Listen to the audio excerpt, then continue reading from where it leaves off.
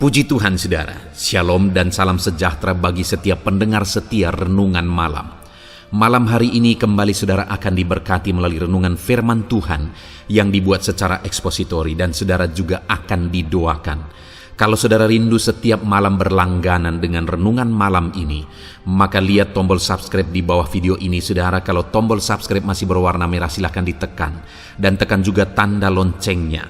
Maka dengan demikian setiap malam saudara akan diberkati melalui firman Tuhan. Kalau saudara merasa diberkati melalui renungan malam ini dan saudara rindu memberkati, saudara rindu memberi persembahan syukur, saudara butuh informasi lebih lanjut, silakan lihat di kolom deskripsi video ini saudara. Puji Tuhan saudara, kita akan berdoa buat firman Tuhan yang akan kita renungkan bersama. Mari kita berdoa. Bapa di sorga, terima kasih ya Tuhan. Malam hari ini kembali Engkau memberi kami kesempatan untuk merenungkan firman-Mu. Sebelum kami akan beristirahat bersama. Bapa yang baik, biarlah saat ini Roh Kudus-Mu bekerja dalam hati kami. Engkau yang mengurapi hamba ya Tuhan, dan Engkau mengurapi setiap anak-anak-Mu ini. Biarlah malam hari ini setiap hati kami diteguhkan, dikuatkan, dan diterangi melalui firman Tuhan. Berfirmanlah ya Tuhan, kami rindu firman-Mu dan kami siap merenungkan firman Tuhan dalam nama Tuhan Yesus Kristus. Haleluya. Amin. Puji Tuhan saudara, adapun topik firman Tuhan yang saya rindu kita renungkan bersama di malam hari ini adalah topik tentang perbedaan sikap atau karakter orang gagal dengan sikap atau karakter orang yang berhasil. Saudara, di dalam perjalanan kehidupan kita, setiap kita pasti rindu yang namanya keberhasilan. Dan malam hari ini juga, sebelum kita beristirahat, saya percaya keinginan, kerinduan untuk mengalami keberhasilan di masa depan, di esok hari, kita sama-sama merindukan itu di dalam kehidupan kita. Demikian juga semua manusia pasti merindukan keberhasilan di dalam kehidupannya. Tetapi saudara, yang menjadi masalahnya adalah banyak manusia yang rindu keberhasilan, tapi cara hidup mereka, karakter mereka, tindakan mereka, cara berpikir mereka, itu bukan cara berpikir orang yang akan berhasil. Itu bukan karakter, sikap, atau perbuatan orang yang akan berhasil. Jadi mereka sedang mengimpikan satu tujuan, tetapi mereka berjalan di jalan yang mengarah kepada tujuan yang lain. Itu sebabnya mereka tidak akan pernah sampai kepada tujuan yang mereka impikan, karena jalan yang mereka tempuh adalah jalan menuju ke tujuan yang lain. Itu sebabnya saudara, saat ini saya rindu kita belajar. Kalau saudara merindukan keberhasilan dalam hidup saudara, jalan seperti apa? Cara berpikir seperti apa, karakter perbuatan seperti apa yang harus saudara miliki untuk mencapai keberhasilan. Saya sangat percaya bahwa siapapun dan bagaimanapun keadaan orang itu bisa berhasil. Hari ini setiap saudara yang mendengarkan renungan ini, saya mau menegaskan kepada saudara bahwa bagaimanapun kehidupan saudara, bagaimanapun keadaan saudara hari ini, saudara bisa menjadi orang yang berhasil di dalam Tuhan. Saudara bisa mengalami keberhasilan di dalam perjalanan kehidupan saudara. Karena Tuhan pun rindu mengerjakan keberhasilan itu dalam hidup saudara. Bahkan firman-Nya berkata bahwa Dia sudah merancangkan rancangan-rancangan yang baik bagi saudara, rancangan damai sejahtera, masa depan yang penuh harapan. Itu Dia sudah rancangkan bagi kita. Kalau Dia sudah rancangkan itu saudara, berarti Dia rindu supaya itu digenapi di dalam hidup kita. Tapi selalu saya berkata, apa yang sudah dirancangkan Tuhan itu tidak otomatis digenapi dalam hidup kita, karena Allah ingin ada peran kita di sana untuk menuju atau untuk kita mengalami apa yang sudah Dia rancangkan bagi kita. Allah rindu juga mengerjakan keberhasilan dalam hidup kita, tapi bagaimana kita menjalani kehidupan kita itu akan menentukan bagaimana kita mengalami keberhasilan di dalam Tuhan. Kalau saat ini saudara rindu mengalami keberhasilan, saudara mengimpikan keberhasilan di dalam kehidupan saudara, mari siapkan hati saudara. Kita mau renungkan firman Tuhan, bagaimana cara untuk kita mengalami keberhasilan di dalam kehidupan kita, saudara. Adapun teks firman Tuhan yang akan menjadi dasar bagi kita untuk merenungkan topik renungan kita di malam hari ini adalah dari Bilangan pasal 13, mulai ayat 17 sampai ayat yang ke-33. Saya akan membacakan firman Tuhan ini, saudara. Kemudian saya akan menjelaskannya secara ekspositori. Mari siapkan hati dan pikiran saudara. Pastikan saudara benar-benar diberkati oleh firman Tuhan di malam hari ini sebelum saudara akan beristirahat. Bilangan pasal yang ke-13 mulai ayat 17 sampai ayat yang ke-33. Demikian firman Tuhan. Maka Musa menyuruh mereka untuk mengintai tanah Kanaan. Katanya kepada mereka, "Pergilah dari sini ke tanah Negeb, dan naiklah ke pegunungan, dan amat-amatilah bagaimana keadaan negeri itu. Apakah bangsa yang mendiaminya kuat atau lemah? Apakah mereka sedikit atau banyak? Dan bagaimana negeri yang didiaminya? Apakah baik atau buruk? Bagaimana kota-kota yang didiaminya? Apakah mereka diam di tempat-tempat yang terbuka atau di tempat-tempat yang berkubu? Dan bagaimana tanah itu? Apakah gemuk atau kurus? Apakah ada di sana pohon-pohonan atau tidak? Tabahkanlah hatimu dan bawalah sedikit dari hasil negeri itu. Waktu itu ialah musim hulu hasil anggur. Mereka pergi ke sana lalu mengintai negeri itu, mulai dari padang gurun Jin sampai ke Rehobot, ke jalan yang menuju ke Hamat. Mereka berjalan melalui tanah Negeb, lalu sampai ke Hebron. Di sana ada Ahiman, Sesai, dan Telmai, keturunan Enak. Hebron didirikan 7 tahun lebih dahulu dari Soan di Mesir. Ketika mereka sampai ke lembah Eskol, dipotong merekalah di sana satu cabang dengan setandan buah anggurnya. Lalu berdualah mereka menggandarnya. Juga mereka membawa beberapa buah delima dan buah ara. Tempat itu dinamai orang lembah Eskol karena tandan buah anggur yang dipotong orang Israel di sana. Sesudah lewat 40 hari pulanglah mereka dari pengintaian negeri itu dan langsung datang kepada Musa, Harun, dan segenap umat Israel di Kades. Di padang gurun Paran mereka membawa pulang kabar kepada keduanya dan kepada segenap umat itu, dan memperlihatkan kepada sekaliannya hasil negeri itu. Mereka menceritakan kepadanya, "Kami sudah masuk ke negeri kemana kau suruh kami, dan memang negeri itu berlimpah-limpah susu dan madunya. Dan inilah hasilnya. Hanya bangsa yang diam di negeri itu kuat-kuat, dan kota-kotanya berkubu dan sangat besar. Juga keturunan Enak telah kami lihat di sana. Orang Amalek diam di tanah Negeb, orang Het, orang Yebus, dan orang Amori diam di pegunungan. Orang Kanaan diam di sepanjang laut dan sepanjang tepi sungai Yordan." Kemudian Kaleb mencoba menenteramkan hati bangsa itu di hadapan Musa. Katanya, "Tidak, kita akan maju dan menduduki negeri itu, sebab kita pasti akan mengalahkannya." Tetapi orang-orang yang pergi ke sana bersama-sama dengan dia berkata, "Kita tidak dapat maju menyerang bangsa itu, karena mereka lebih kuat daripada kita." Juga mereka menyampaikan kepada orang Israel kabar busuk tentang negeri yang diintai mereka, dengan berkata, "Negeri yang telah kami lalui untuk diintai adalah suatu negeri yang memakan penduduknya, dan semua orang yang kami lihat di sana adalah orang-orang yang tinggi-tinggi perawakannya. Juga kami lihat di sana orang-orang raksasa, orang-orang enak yang berasal dari orang-orang raksasa.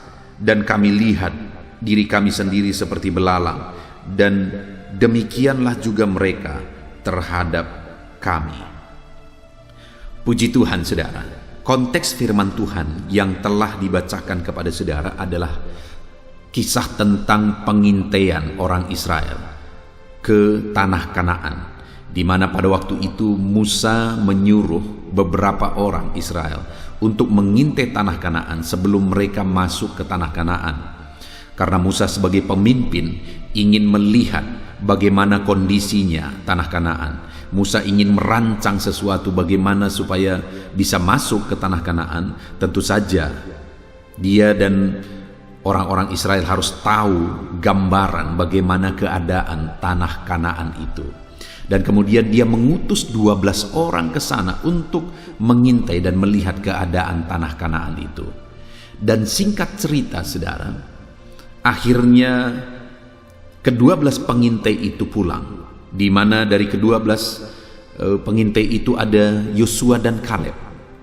Dan yang unik adalah nanti kita akan belajar bagaimana pola pikir, bagaimana sikap dari ke-12 pengintai itu, di mana Yosua dan Kaleb mereka berpikir dan bersikap dengan cara tertentu, sedangkan ke-10 orang itu juga berpikir dan bersikap dengan cara tertentu.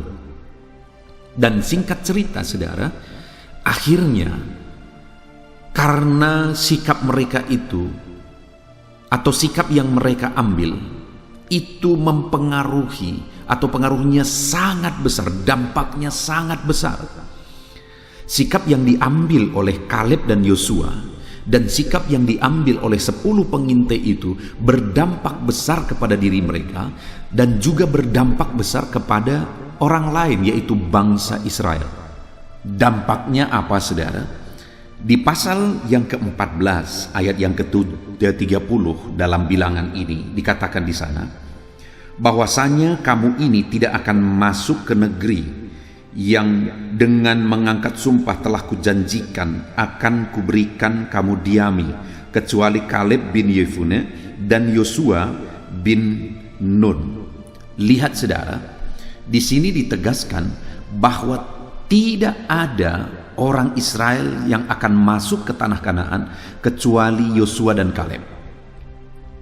Termasuk yang ke-10 pengintai itu dan termasuk semua orang Israel yang begitu banyak, tidak ada yang bisa masuk ke tanah Kanaan kecuali Yosua dan Kaleb. Semuanya mereka harus mutar-mutar di padang gurun, harus berproses mutar-mutar di padang gurun sampai mereka mati semuanya, kecuali Kaleb dan Yosua, sampai muncul generasi yang baru. Dan apa yang membuat mereka semua tidak bisa masuk ke tanah Kanaan kecuali Yosua dan Kaleb? Karena sikap mereka waktu mereka mengintai tanah Kanaan, karena cara berpikir mereka waktu mereka mengintai tanah Kanaan, karena tindakan mereka waktu mereka mengintai tanah Kanaan. Jadi yang berhasil masuk ke tanah Kanaan hanya 2 orang dari begitu banyak orang Israel. Dari sekitar hampir 2 juta orang Israel yang keluar dari tanah Mesir, di angkatan itu hanya Yosua dan Kaleb yang bisa masuk, saudara. Hanya 2 orang ini yang berhasil. Bayangkan besarnya dampak sikap, karakter, dan cara berpikir mereka. Dan hari ini itu yang saya rindu kita belajar, saudara. Apa dan bagaimana sehingga hanya Yosua dan Kaleb bisa masuk ke dalam? Kenapa yang 10 pengintai itu beserta dengan bangsa Israel tidak bisa masuk ke tanah Kanaan? Itu yang saya rindu kita belajar, saudara, supaya kita mengerti cara berpikir yang bagaimana yang memastikan kita pasti gagal, dan cara berpikir yang bagaimana yang memastikan kita pasti berhasil. Kalau kita rindu berhasil, maka milikilah cara berpikir seperti Yosua dan Kaleb. Kalau kita mau gagal, maka teruskan berpikir seperti orang Israel, ke-10 pengintai itu, dan akhirnya semua orang Israel juga dipengaruhi olehnya. Nah, apa yang terjadi saudara sehingga orang Israel dan ke-10 pengintai itu tidak masuk ke tanah Kanaan? Lihat ayat 31. Tetapi orang-orang yang pergi ke sana bersama-sama dengan dia berkata, kita tidak dapat maju menyerang bangsa itu karena mereka lebih kuat daripada kita.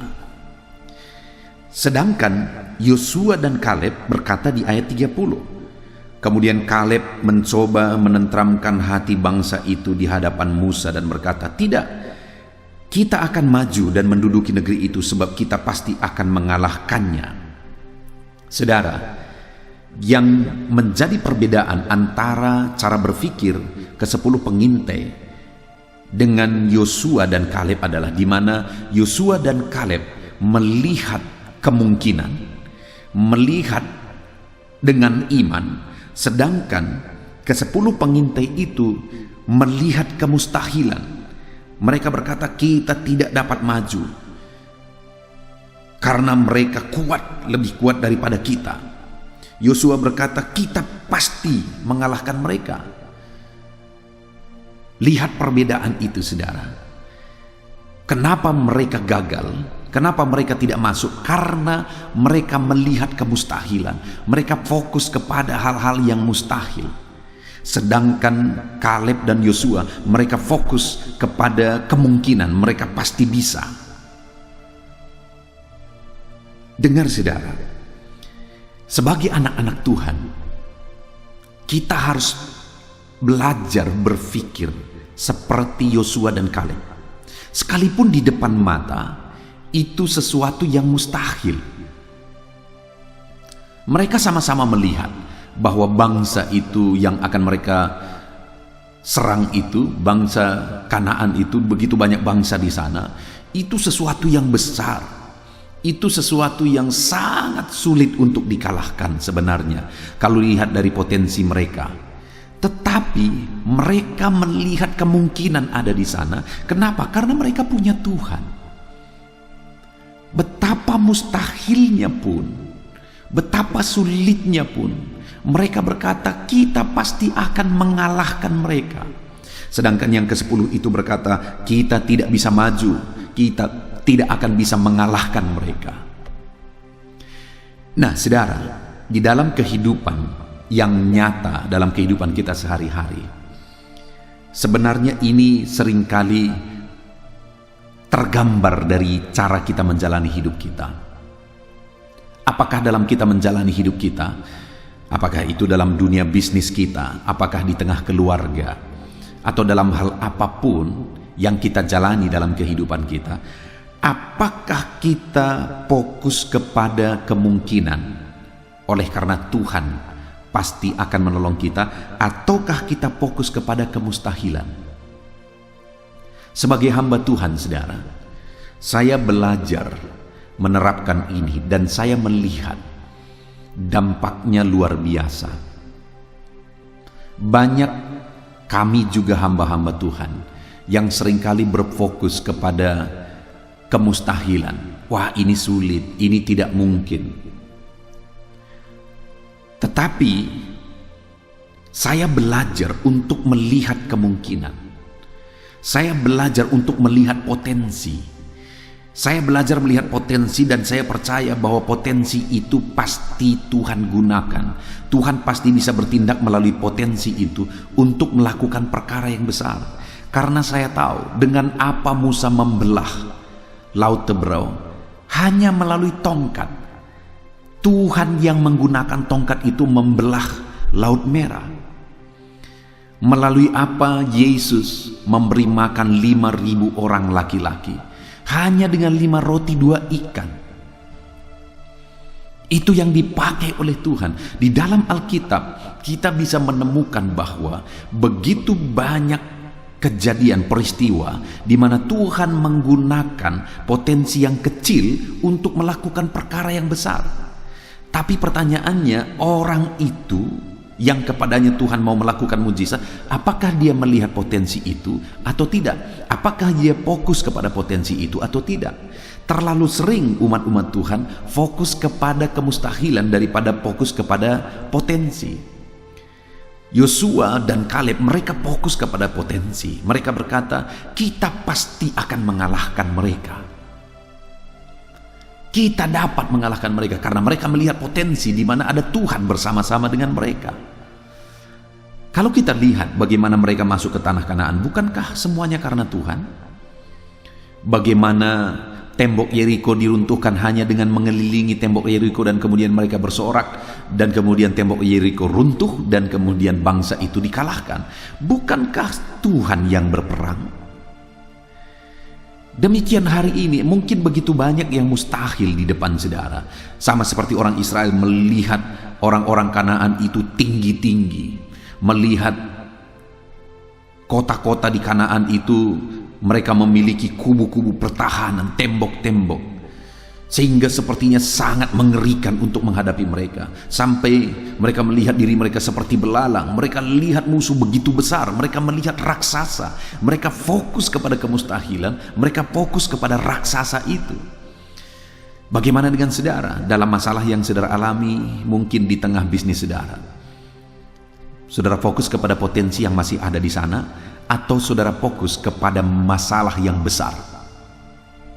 Saudara fokus kepada potensi yang masih tertinggal yang bisa Tuhan gunakan untuk melakukan mujizat, atau saudara fokus kepada kemustahilan di mana ada masalah besar, di mana ada persoalan besar, di mana ada kebangkrutan dan sebagainya?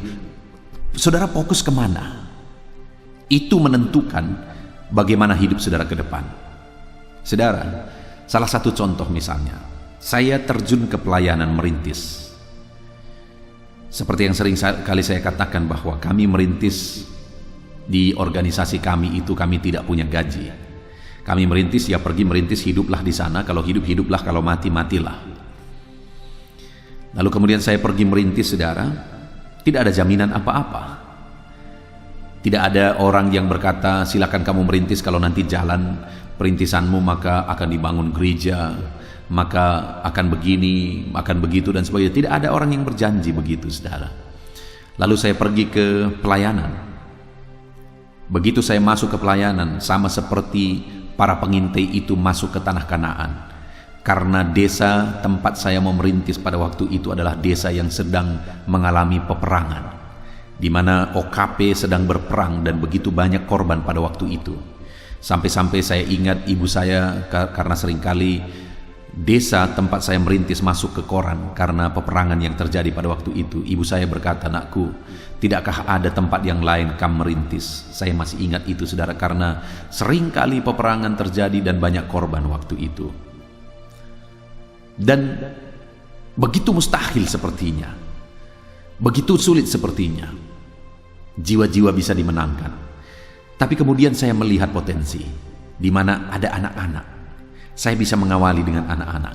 Sehingga pada waktu itu, saudara, saya mengajari 2 anak untuk main gitar. Saya main gitar dan mereka datang, saya ajar-ajari mereka main gitar.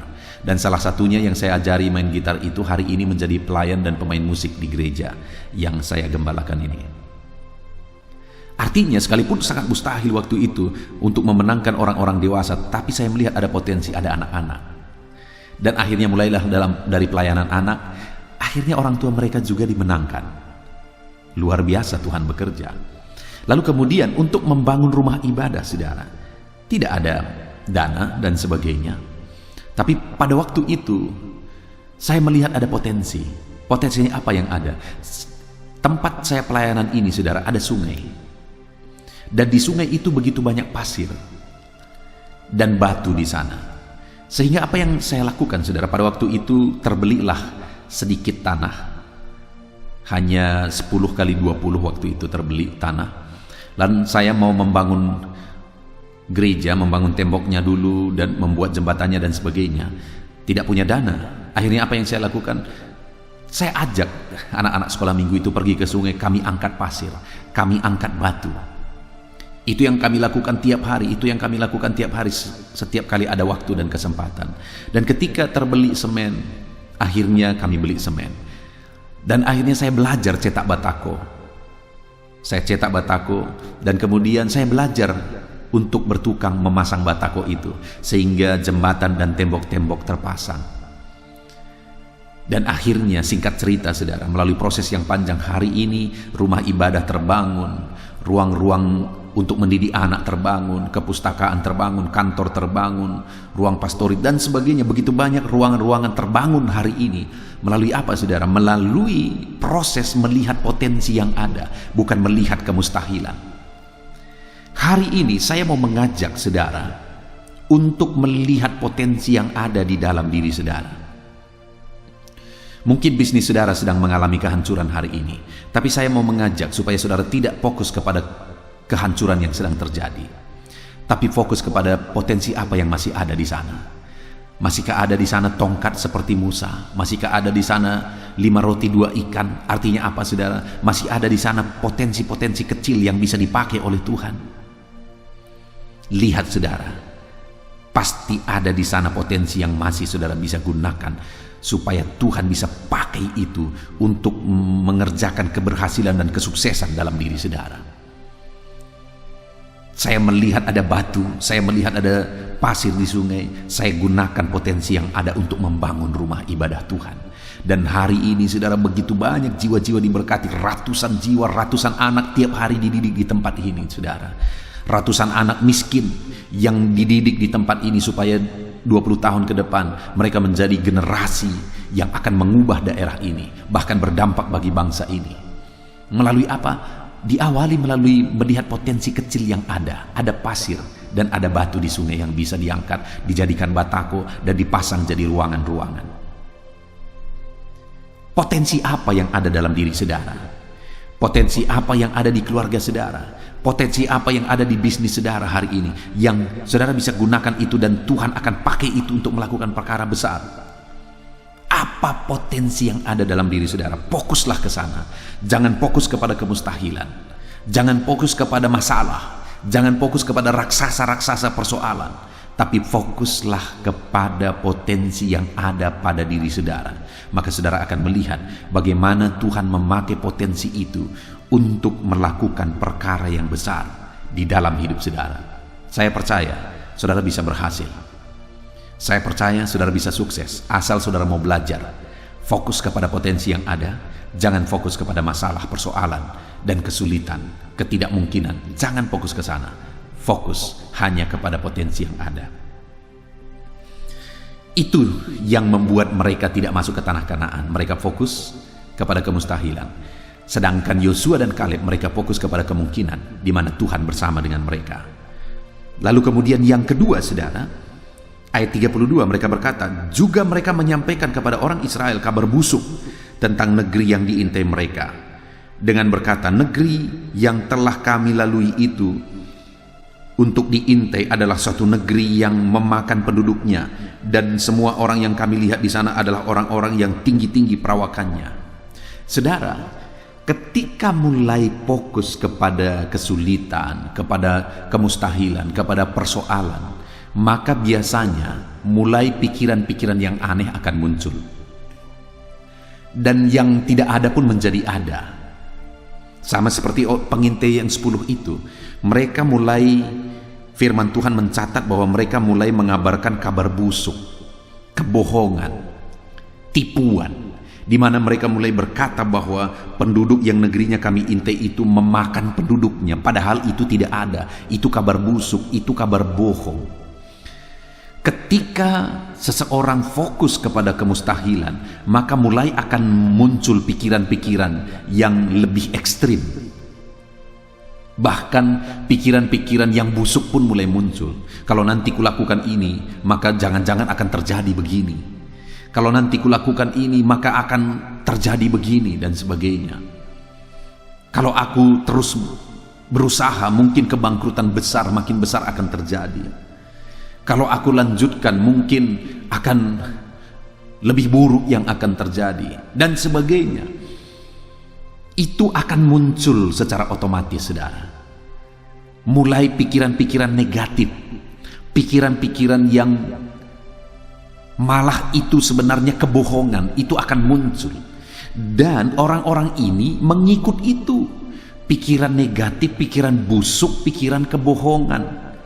Karena mereka melihat orang-orang itu besar-besar, akhirnya mereka mulai berpikir, berarti orang ini memakan orang-orang penduduknya yang kecil-kecil.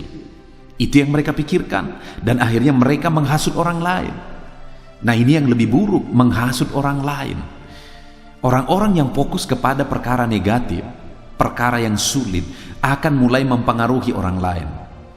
Sekalipun dia tidak mungkin secara langsung mempengaruhi, otomatis orang-orang lain akan terpengaruh. Buktinya hanya dengan 10 orang, ratusan ribu bahkan jutaan orang Israel terpengaruh. Dan akhirnya apa yang terjadi, saudara? Akhirnya semua mereka mengambil sikap yang sama, kecuali Yosua dan Kaleb. Dan akhirnya apa yang terjadi? Semua mereka tidak masuk ke tanah Kanaan. Mereka mutar-mutar di padang gurun sampai mati busuk di sana.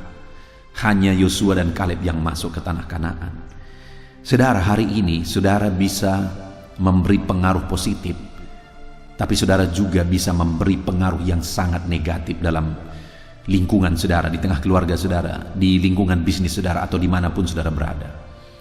Kalau saudara mulai berpikir negatif, mulai menyusun pikiran-pikiran atau cerita-cerita negatif, maka pengaruh negatif saudara akan sangat besar kepada orang lain.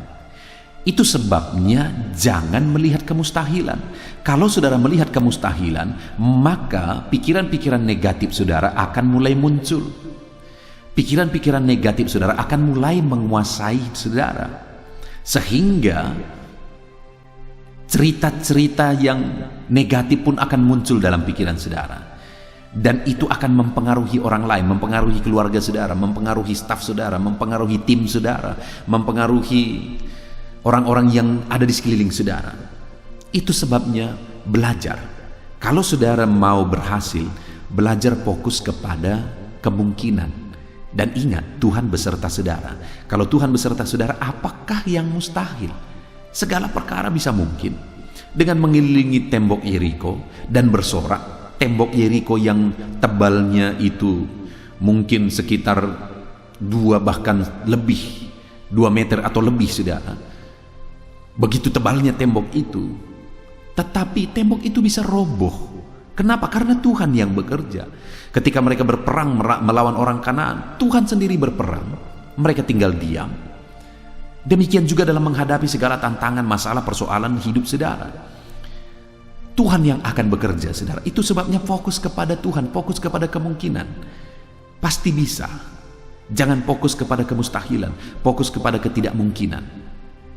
Fokuslah kepada kemungkinan, karena saudara pasti bisa, karena ada Tuhan.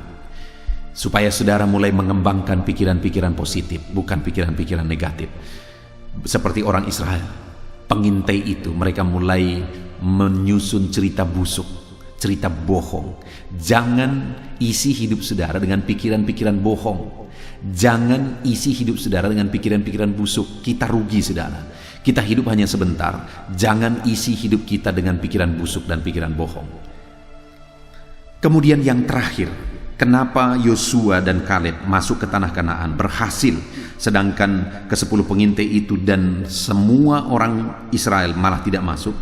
Karena yang ketiga, di ayat 33 dikatakan, juga kami lihat di sana orang-orang raksasa, orang-orang enak yang berasal dari orang-orang raksasa, dan kami lihat diri kami sendiri seperti belalang, dan demikian juga mereka terhadap kami. Saudara, mereka memperkecil diri dan memperbesar masalah. Sekali lagi, mereka memperkecil diri mereka, mereka memperbesar masalah. Mereka berkata, kami lihat diri kami seperti belalang, dan mereka seperti raksasa. Dengar, saudara, diri saudara itu punya potensi yang besar. Orang Israel itu punya potensi yang besar, saudara. Dan mereka punya Tuhan yang besar.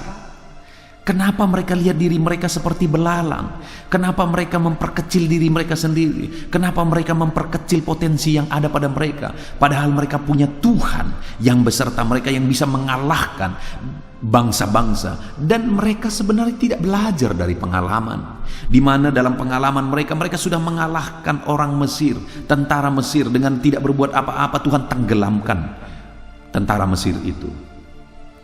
Tapi mereka selalu melihat diri mereka kecil. Dengar saudara, saya percaya bahwa semua orang, siapapun dia, punya potensi yang besar dalam dirinya. Tapi tergantung bagaimana orang itu melihat. Dengar hari ini, saya menegaskan kepada saudara bahwa saya percaya saudara punya potensi yang besar dalam diri saudara. Tapi tergantung bagaimana saudara melihat. Saya ingat waktu saya dulu sedang menempuh sekolah Alkitab, saudara. Ada yang kami mahasiswa di sana yang dipercayakan sebagai koordinator untuk pelayanan. Dan tahukah saudara, saya hampir tidak pernah dikasih jadwal untuk melayani. Kenapa? Karena dipikir saya tidak punya potensi. Ya, memang pada waktu itu kalau dilihat secara pandangan mata, orang-orang pasti akan berkata begitu. Jadi saya hampir tidak pernah dipercayakan pelayanan apapun karena tidak melihat potensi apapun dalam diriku. Tetapi faktanya hari ini, koordinator itu gak jelas. Sedangkan aku lihat perbuatan-perbuatan besar Tuhan yang Tuhan kerjakan melalui diriku. Artinya apa, saudara? Yang saya mau tegaskan itu adalah bahwa apa yang orang lihat belum tentu itu faktanya. Apa yang manusia lihat belum tentu itu faktanya. Sekali lagi saya percaya dalam diri semua orang ada potensi besar. Mungkin saudara kenal Nick Pujicic. Saudara bisa lihat di YouTube misalnya. Nick Pujicic ini tidak punya tangan, tidak punya kaki, saudara. Badannya juga sangat kecil. Tidak punya tangan, tidak punya kaki. Tapi hari ini dialah orang yang paling memotivasi seluruh dunia. Nick Pujicic yang tidak punya tangan, tidak punya kaki. Orang ini bisa berenang. Orang ini bisa melakukan banyak hal dalam hidupnya. Luar biasa. Kenapa? Karena sekali lagi, sekalipun dia tidak punya tangan, tidak punya kaki, dia punya potensi besar. Dia bisa main drum. Bayangkan, saudara. Bagaimana dengan diri saudara yang punya tangan, punya kaki, lengkap semuanya? Saudara punya potensi yang besar, tapi masalahnya saudara bisa lihat atau tidak. Saudara punya potensi yang besar yang Tuhan taruh dalam diri saudara. Tapi masalah terbesar adalah apakah saudara bisa melihat potensi itu dalam diri saudara? Ketika saya terjun ke pelayanan, saudara, saya melihat potensi dalam diri saya bahwa saya bisa bertukang. Saya bertukang. Dan kemudian saya membangun ruangan-ruangan di gereja ini, saudara. Dan semuanya sekarang bisa digunakan untuk pelayanan. Kemudian di masa pandemi, saudara, saya melihat potensi bahwa saya bisa membuat channel YouTube dan saya bisa mengkhotbahi begitu banyak orang, menyampaikan firman Tuhan kepada begitu banyak orang, sekalipun saya tidak keluar rumah. Dan akhirnya hari ini saudara melihat bahwa channel ini bisa berkembang. Artinya apa? Sebenarnya potensi-potensi besar itu ada pada kita. Tapi masalahnya apakah kita lihat atau tidak? Kalau saudara mau menjadi orang berhasil, kalau saudara mau menjadi orang sukses, saudara harus bisa melihat potensi besar dalam diri saudara. Saudara harus bisa melihat itu. Dengar hari ini saya mau menegaskan bahwa ada potensi besar di dalam dirimu yang harus engkau lihat, yang harus engkau temukan, sehingga itu akan bisa membuat terobosan dalam situasi sulit apapun. Ketika Tuhan akan memakai potensi itu untuk saudara melakukan perkara yang besar. Puji Tuhan, saudara, malam hari ini kita sungguh bersyukur buat firman Tuhan yang kita telah belajar bersama. Di mana kita sudah belajar bagaimana Musa mengutus 12 pengintai. Dan dari 12 pengintai itu, saudara, mereka pulang dengan membawa cara pandang berbeda. Dan itu yang menentukan mereka berhasil masuk tanah Kanaan atau tidak. Di mana ke-10 pengintai mereka melihat kemustahilan, mereka melihat sesuatu yang tidak mungkin, bahkan mereka memperbesar-besar masalah. Mereka mulai membangun cerita-cerita bohong, dan kemudian mereka mulai mengecilkan diri mereka sendiri dan tidak melihat potensi yang ada dalam diri mereka. Dan cara berpikir mereka itu, saudara, akhirnya membuat mereka tidak bisa masuk tanah Kanaan. Bahkan cara pikir mereka itu mempengaruhi jutaan orang Israel waktu itu, dan semuanya tidak bisa masuk Kanaan. Sedangkan Yosua dan Kaleb berbeda. Mereka melihat kemungkinan karena ada Tuhan yang akan menolong, dan mereka memperkecil masalah, saudara, sehingga akhirnya mereka bisa masuk ke tanah Kanaan. Mereka berhasil masuk ke tanah Kanaan. Hari ini pun kalau saudara rindu saudara rindu berhasil, saudara masuk ke tanah perjanjian saudara, apa yang sudah Tuhan janjikan dalam hidup saudara, mari mulai lihat potensi apa yang ada dalam diri saudara. Mulai lihat bahwa bersama Tuhan saudara pasti bisa. Mulai belajar memperkecil masalah dan memperbesar potensi yang ada dalam diri saudara. Puji Tuhan saudara, biarlah firman Tuhan ini menguatkan saudara dan mulai membentuk cara berpikir untuk menjadi orang berhasil ke depan dalam diri saudara. Biarlah firman Tuhan ini memberkati saudara. Saya rindu berdoa bagi setiap saudara untuk saudara menjadi orang-orang berhasil. Bapa di sorga, saat ini Tuhan, hamba berdoa bagi anak-anak-Mu yang sedang mendengarkan renungan ini. Biarlah Tuhan mengerjakan keberhasilan dalam hidup mereka. Ajar mereka untuk mulai berpikir bahwa segala sesuatu mungkin bersama dengan Tuhan. Tidak ada yang mustahil bersama dengan Tuhan. Mulai ajar mereka berpikir untuk melihat sesuatu yang besar di depan. Bukan melihat hal-hal yang negatif. Bukan menyusun cerita-cerita yang negatif. Tetapi mereka melihat visi yang besar, keberhasilan yang besar, sesuatu yang besar di depan. Dan ajar anak-anak-Mu ini ya Tuhan untuk melihat potensi apa yang ada dalam diri mereka, supaya mereka memperbesar potensi itu, bukan memperkecil diri. Bapa yang baik, hamba berdoa, Tuhan campur tangan dalam kehidupan semua anak-anak-Mu ini, dan jadikan mereka berhasil dengan konsep berpikir yang demikian ya Tuhan. Ajar mereka menerapkan firman-Mu. Terima kasih Bapa di sorga. Di dalam nama Tuhan Yesus kami bersyukur buat firman Tuhan. Ajar anak-anak-Mu ini untuk menerapkan firman Tuhan. Sebentar lagi juga kami akan berdoa syafaat bersama. Tuhan tetap memberkati kami. Di dalam nama Yesus Kristus. Haleluya. Amin.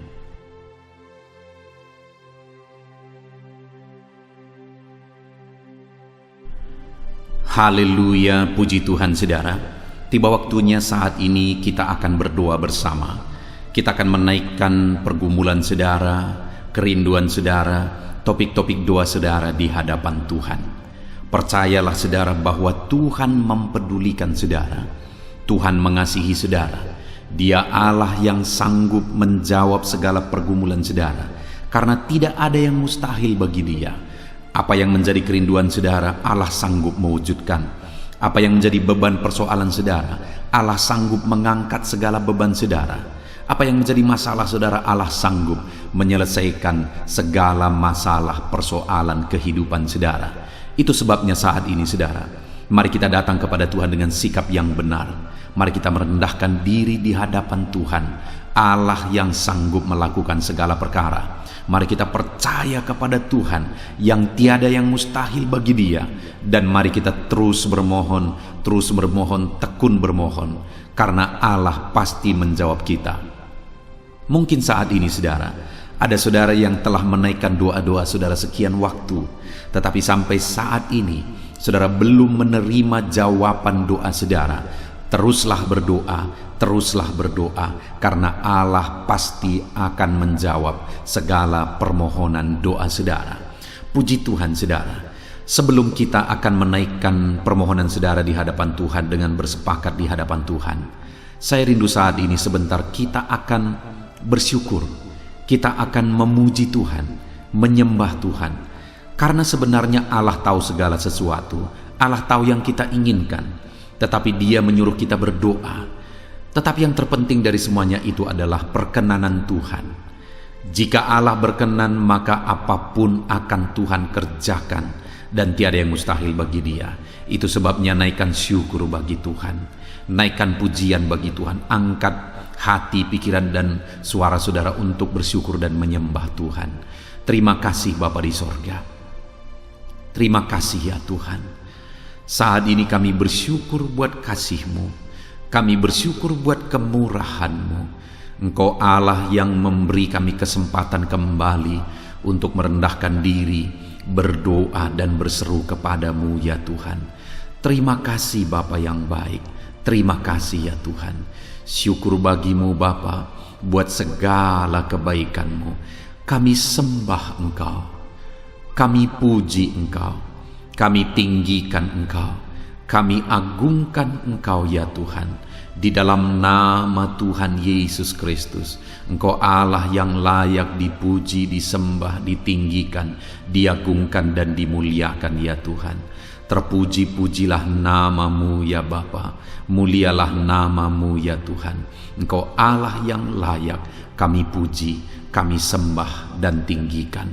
Haleluya. Saat ini kami merendahkan diri di hadapan-Mu, menaikkan segala pergumulan anak-anak-Mu, menaikkan segala permohonan anak-anak-Mu. Engkau Allah yang sanggup mewujudkan segala pergumulan, segala kerinduan dan permohonan anak-anak-Mu ya Tuhan, di dalam nama Tuhan Yesus Kristus. Haleluya, haleluya.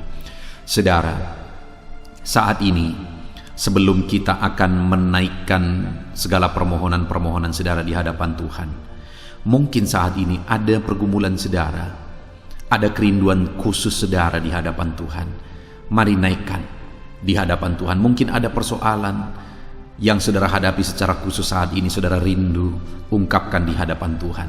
Mari terlebih dahulu ungkapkan itu di hadapan Tuhan saudara. Saya mendukung saudara di dalam doa, mulai berkata-kata di hadapan Tuhan. Ya Tuhan, saat ini Bapa, hamba datang menyerahkan anak-anak-Mu ini ke dalam tangan-Mu.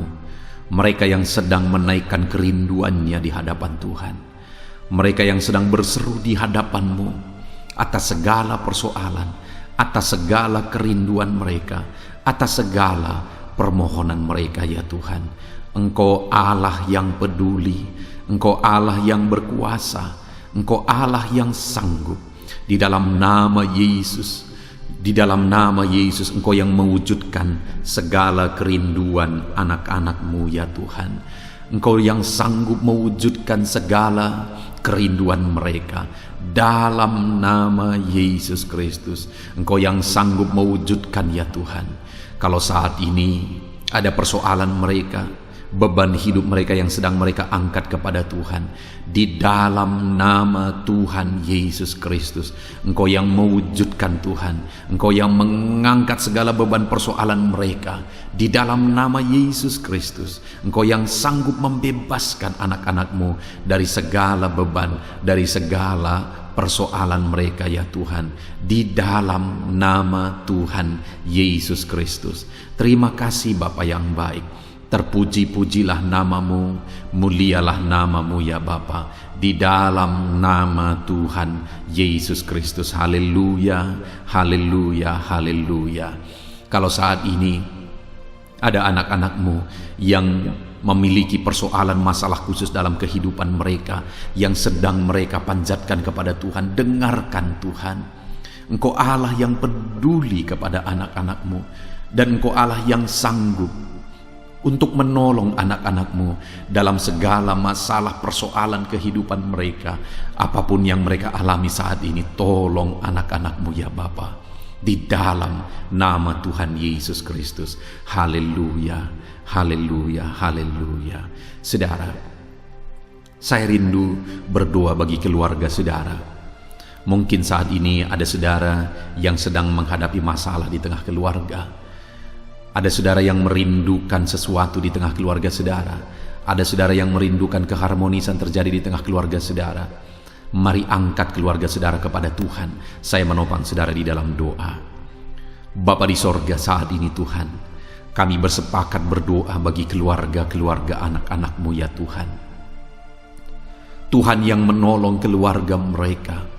Kalau ada anak-anak-Mu yang sedang menghadapi masalah, persoalan di tengah-tengah keluarga mereka, Tuhan yang menolong, Tuhan yang memberikan jalan keluar, Tuhan yang bekerja, Tuhan yang campur tangan.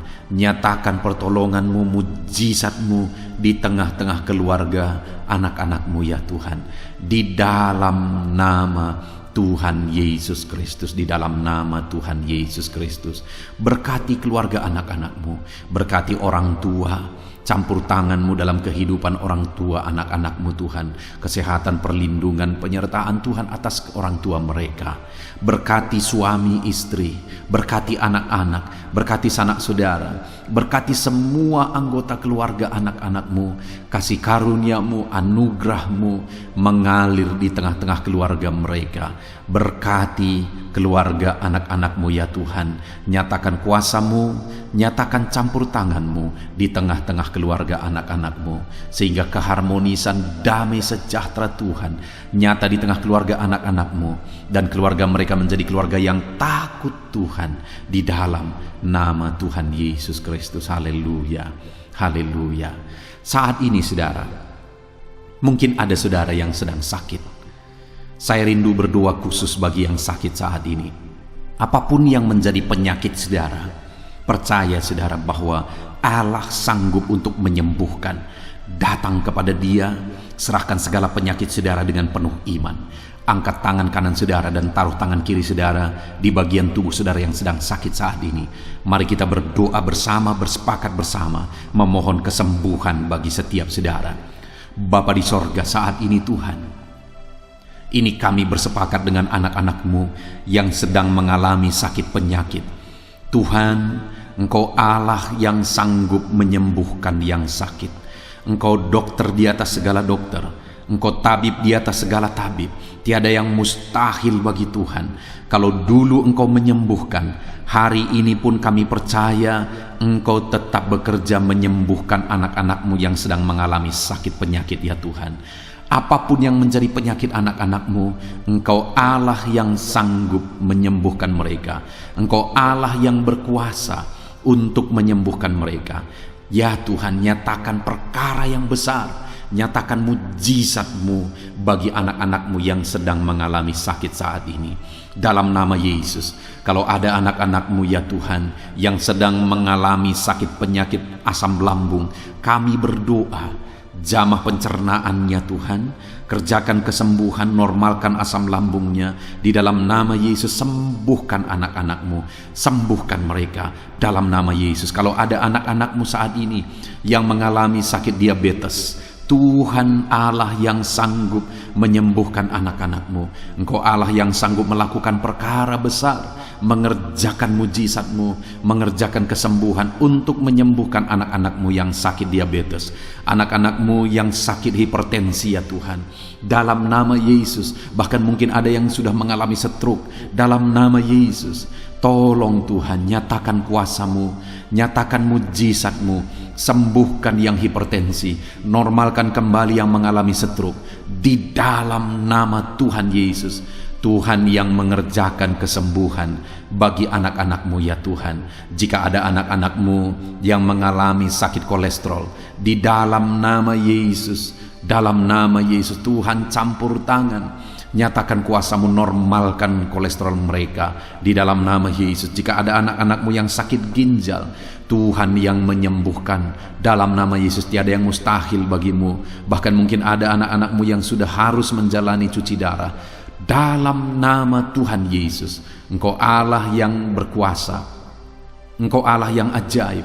Engkau sanggup menyembuhkan anak-anak-Mu yang mengalami sakit ginjal di dalam nama Tuhan Yesus Kristus. Haleluya, haleluya. Saat ini mungkin ada anak-anak-Mu yang mengalami sakit kanker, tumor. Dalam nama Yesus, Tuhan menyembuhkan mereka. Tiada yang mustahil bagi-Mu ya Tuhan. Nyatakan kuasa-Mu, nyatakan mujizat-Mu, sembuhkan anak-anak-Mu. Saat ini kami percaya Engkau Allah yang sanggup menyembuhkan mereka. Kami percaya mujizat Tuhan di dalam nama Yesus. Kami percaya mujizat-Mu, sembuhkan anak-anak-Mu ya Tuhan. Hamba berdoa oleh bilur-bilur-Mu mereka disembuhkan. Oleh bilur-bilur-Mu segala penyakit diangkat dari dalam tubuh mereka, dan mereka disembuhkan dalam nama Yesus. Kesehatan menjadi bagian anak-anak-Mu, damai sejahtera menjadi bagian anak-anak-Mu ya Tuhan. Di dalam nama Tuhan Yesus, sembuhkan anak-anak-Mu yang sakit dalam nama Yesus. Saudara, mungkin saat ini ada saudara yang sedang mengalami mujizat Tuhan. Bahkan mungkin ada saudara yang sudah mengalami mujizat Tuhan. kesembuhan Tuhan kerjakan bagi saudara. Begitu banyak anak-anak Tuhan yang bersaksi di channel ini, saudara, bahwa mereka disembuhkan. Kalau saudara saat ini juga disembuhkan, silakan saksikan mujizat yang Tuhan kerjakan, kesembuhan yang saudara alami. Saksikan itu di dalam nama Tuhan Yesus Kristus. Di dalam nama Tuhan Yesus, maka kesaksian saudara akan menjadi berkat bagi banyak orang. Di dalam nama Yesus, di dalam nama Yesus. Mari jadikan kehidupan kita menjadi kesaksian bagi banyak orang, saudara. Ketika saudara mengalami mujizat, saksikan itu kepada orang lain. Saat ini, saudara, saya rindu berdoa khusus bagi saudara yang mengalami kemerosotan ekonomi. Mari datang kepada Tuhan, Allah sumber berkat. Dia sanggup memulihkan ekonomi saudara. Mari datang kepada Tuhan. Harapkan Tuhan mengerjakan pemulihan ekonomi di tengah-tengah keluarga saudara saat ini. Bapa di sorga, saat ini hamba berdoa bagi setiap anak-anakmu yang mengalami keterpurukan ekonomi, mungkin karena kondisi yang ada sekarang. Tuhan, hamba berdoa, hamba memohon, pulihkan ekonomi anakmu ya Tuhan. Di dalam nama Tuhan Yesus, Engkau Allah yang sanggup memulihkan keadaan ekonomi anak-anakmu. Dalam nama Yesus, dalam nama Yesus. Bahkan kami berdoa, Tuhan angkat, Tuhan majukan keadaan ekonomi anak-anakmu, sehingga ekonomi mereka bisa meningkat. Di dalam nama Tuhan Yesus, dalam nama Yesus. Hamba berdoa buat segala usaha pekerjaan mereka. Biarlah Tuhan kerjakan keberhasilan, sehingga ekonomi anak-anakmu bisa bangkit dan berkembang. Berkati segala usaha pekerjaan mereka dalam nama Yesus. Berkati bisnis mereka, berkati kalau mereka berdagang, berkati apa yang mereka perjualbelikan yang tidak bertentangan dengan firman Tuhan. Berkati semuanya ya Tuhan, dalam nama Tuhan Yesus. Berkati segala usaha pekerjaan anak-anakmu. Curahkan berkat-Mu berlimpah di tengah-tengah kehidupan anak-anakmu, sehingga anak-anakmu bisa menjadi berkat bagi banyak orang. Bahkan anak-anakmu bisa menjadi berkat buat pekerjaan Tuhan ketika hidup mereka diberkati oleh Tuhan. Dalam nama Yesus, pulihkan keadaan ekonomi anak-anakmu. Berkati usaha pekerjaan anak-anakmu. Dalam nama Yesus, jika ada anak-anakmu saat ini yang terlilit hutang, hamba berdoa, ya Tuhan, jamah anak-anakmu dalam nama Yesus Kristus. Dalam nama Yesus, nyatakan kuasa Tuhan, nyatakan mujizat Tuhan. Dalam nama Tuhan Yesus Kristus, pulihkan anak-anakmu sehingga hutang-hutang mereka bisa dilunasi ya Tuhan. Bebaskan anak-anakmu dari lilitan hutang. Tuhan, beri jalan keluar bagi mereka di dalam nama Tuhan Yesus Kristus. Haleluya, haleluya, haleluya. Saat ini Tuhan, hamba berdoa bagi profesi anak-anakmu satu persatu. Tuhan yang memberkati. Berkati para petani ya Tuhan. Mereka adalah orang-orang yang berjasa dalam mencukupkan segala kebutuhan pangan bangsa ini ya Tuhan. Itu sebabnya berkati para petani. Tuhan campur tangan, Tuhan ulurkan tangan-Mu memberkati apa yang mereka tanam, apa yang mereka pelihara, apa yang mereka usahakan. Berkati semuanya di dalam nama Tuhan Yesus Kristus, sehingga apa yang mereka pelihara, apa yang mereka tanam, semuanya bisa berhasil ya Tuhan, dan ekonomi mereka dibangkitkan. Bahkan pangan bagi bangsa ini tercukupi oleh karena para petani berjuang. Berkati para petani ya Tuhan dalam nama Tuhan Yesus Kristus. Haleluya. Berkati juga para buruh dalam bidang apapun mereka bekerja. Biarlah Tuhan memberkati kehidupan mereka dalam nama Yesus, sehingga keluarga-keluarga mereka juga diberkati dalam nama Tuhan Yesus Kristus. Kami juga berdoa buat para pegawai PNS dimanapun mereka bekerja. Tuhan memberkati, biar apa yang mereka kerjakan ya Tuhan itu berdampak, dan Tuhan memberkati kehidupan mereka di dalam nama Yesus Kristus. Kami juga tidak lupa berdoa bagi para medis ya Tuhan, di mana menghadapi situasi dan kondisi sekarang mereka ada di garda terdepan. Biarlah Tuhan campur tangan. Biarlah Tuhan memberkati para medis. Tuhan jagai, lindungi, sertai mereka, jauhkan dari segala virus. Berikan daya tahan tubuh yang kuat, imun yang kuat bagi mereka. Dalam nama Yesus, berkati para medis. Semuanya kami serahkan ke dalam tangan Tuhan. Mungkin ada profesi anak-anakmu yang belum disebutkan di dalam doa ini saat ini. Engkau yang lebih tahu ya Tuhan. Engkau yang memberkati anak-anakmu dalam profesi mereka masing-masing. Nyatakan campur tanganmu, nyatakan mujizatmu di dalam nama Tuhan Yesus Kristus. Haleluya, haleluya, haleluya. Puji Tuhan saudara, doa-doa saudara telah dinaikkan kepada Tuhan. Mari kita bersyukur kepada Tuhan. Imani bahwa doa-doa saudara sudah dijawab oleh Tuhan. Di dalam nama Yesus Kristus. Terima kasih ya Tuhan. Terima kasih ya Bapa. Engkau Allah yang sanggup melakukan perkara besar. Engkau Allah yang sanggup melakukan mujizat yang besar. Berkati anak-anakmu, doa-doa mereka telah dijawab oleh Tuhan dan akan menjadi kesaksian bagi banyak orang. Anak-anakmu akan bersaksi di kolom komentar video ini. Anak-anakmu akan bersaksi di luar sana. Anak-anakmu akan bersaksi bagi keluarga mereka, sehingga banyak orang yang akan dikuatkan oleh karena mujizat yang Tuhan kerjakan bagi setiap anak-anakmu yang sedang berdoa saat ini ya Tuhan. Terima kasih Bapa, di dalam nama Tuhan Yesus Kristus. Haleluya. Saudara, tiba waktunya saat ini kita juga akan berdoa syafaat bagi bangsa ini. Kesejahteraan bangsa ini adalah kesejahteraan kita. Itu sebabnya kita punya tanggung jawab berdoa, bermohon supaya Tuhan mengerjakan damai sejahtera, mencurahkan berkat-berkat-Nya di tengah-tengah bangsa ini. Mari kita berdoa bersama saudara. Bapa di sorga, saat ini Tuhan, kami bersepakat berdoa bagi bangsa kami tercinta ya Tuhan.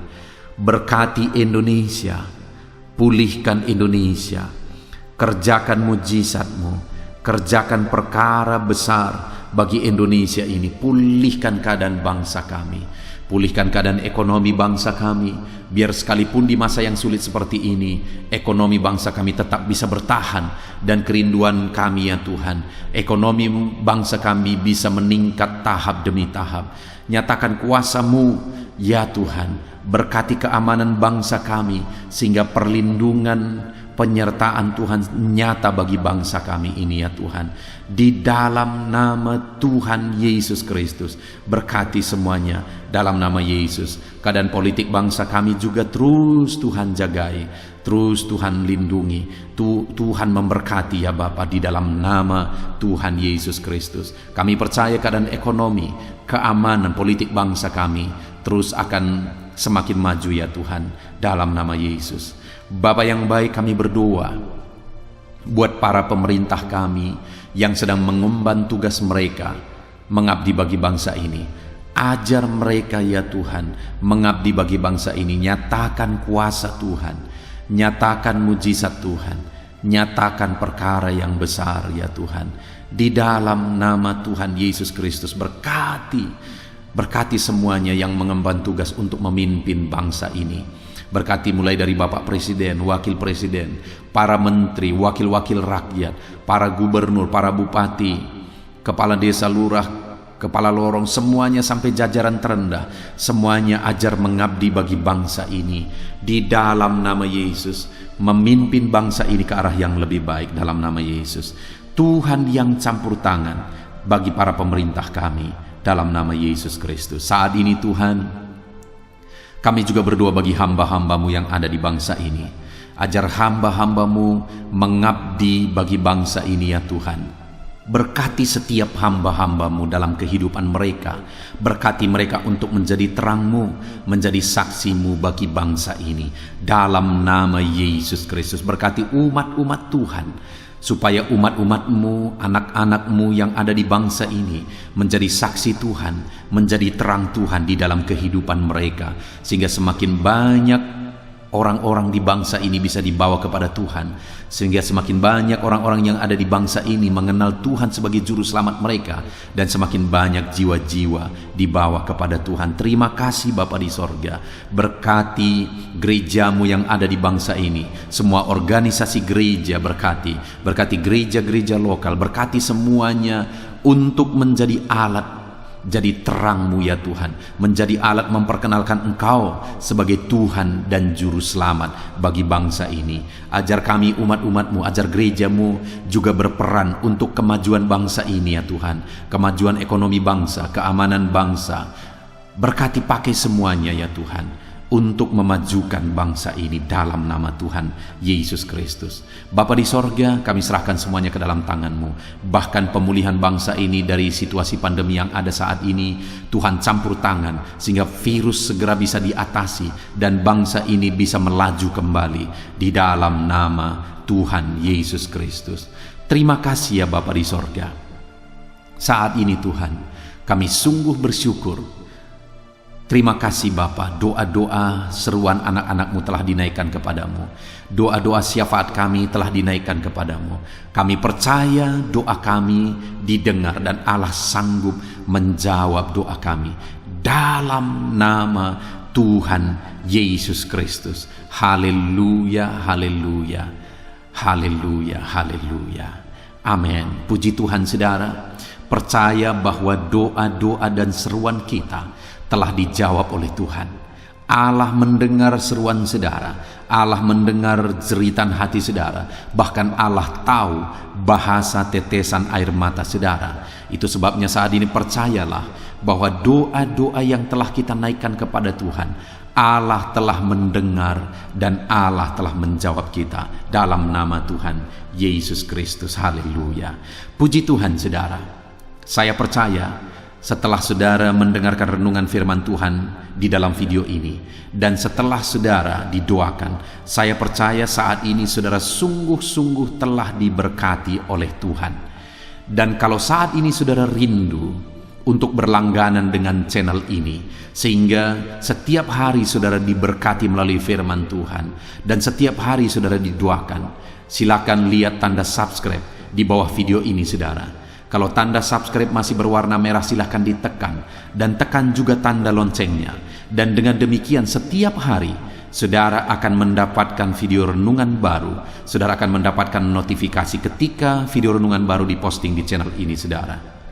Kalau saudara mengalami berkat Tuhan melalui channel renungan malam hari ini saudara, dan saudara rindu memberkati, saudara butuh informasi lebih lanjut, silahkan lihat di kolom deskripsi di bawah video ini saudara.